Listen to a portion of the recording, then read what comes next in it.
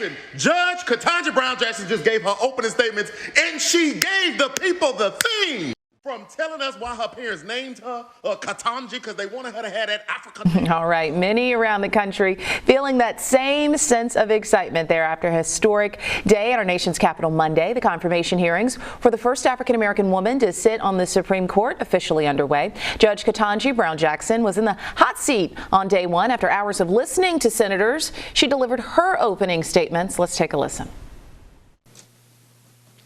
I stand on the shoulders of so many who have come before me, including Judge Constance Baker Motley, who was the first African-American woman to be appointed to the federal bench and with whom I share a birthday.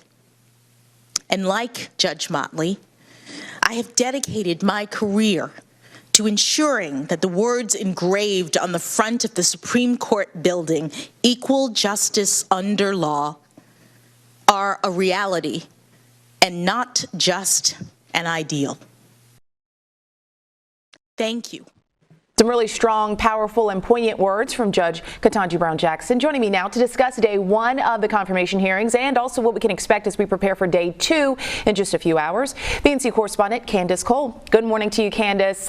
We just heard that little clip from Judge Jackson in her opening statements. So many people talking about just how transparent and relatable she was. I was watching. I actually started crying a little bit. What would you say the overall reception has been for her speech? Yeah, I would agree with that. Good morning, Michelle.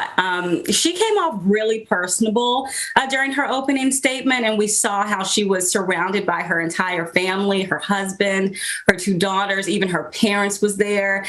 She was also introduced by her Harvard roommate and longtime friend. So I think for anyone watching, this really gave us a glimpse into what is important to her, like as a person, that love and support of her family that she spoke about. Also, even acknowledging the fact that, you know, she's had maybe some challenges being fully present there for her daughters throughout this entire process. I think that kind of transparency, as you say, just really resonates with people. Of course, she also spoke about her time working as a clerk for Justice Stephen Breyer, whom she'll be replacing if she is confirmed, and how important it is for her to be able to continue on his legacy on the Supreme Court. So I think, again, you know, it was a good opportunity to see just kind of who she is ahead of all of the questioning that's later to come.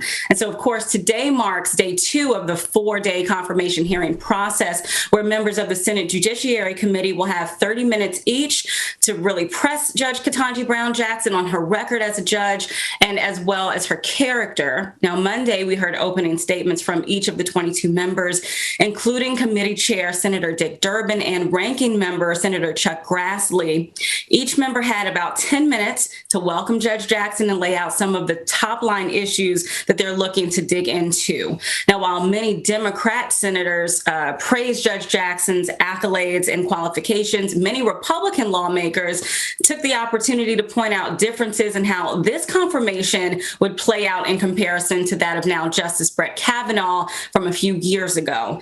Now, we've already heard from some Republican lawmakers like Senator Josh Hawley, who accuses Judge Jackson of being soft on sentencing for child pornography offenders, and Senator Marsha Blackburn suggesting that she might use her position, if confirmed, to infiltrate the judicial branch with critical race theory. But this is just kind of all par for the course, according to Committee Chair Dick Durbin. And so in some ways, Judge Jackson already has an advantage. It was just last year that she sat before some of the same members to be confirmed to the D.C. Appeals Court, where she got bipartisan support, getting votes from Susan Collins, Lisa Murkowski, and Lindsey Graham. And so, you know, we've heard that President Biden would like for this to be a bipartisan process, but I mean, she basically has the votes in the bag if senators should vote along party lines. Michelle? All right. Like I like to say, she's not new to this. She's true to this. She's done it before, as you mentioned. And if Monday is any indication of how poised she'll be, we know that she'll handle it with grace for sure. Before we let you go, Candace, talk about that Black girl magic. How impactful is this moment? I mean, this for sure, this is a moment in melanated history, if you will. I mean, here we have a Black woman nominated to the highest court in the land, the first time ever in history, with this beautiful African name, Ketanji Onika, which means lovely one.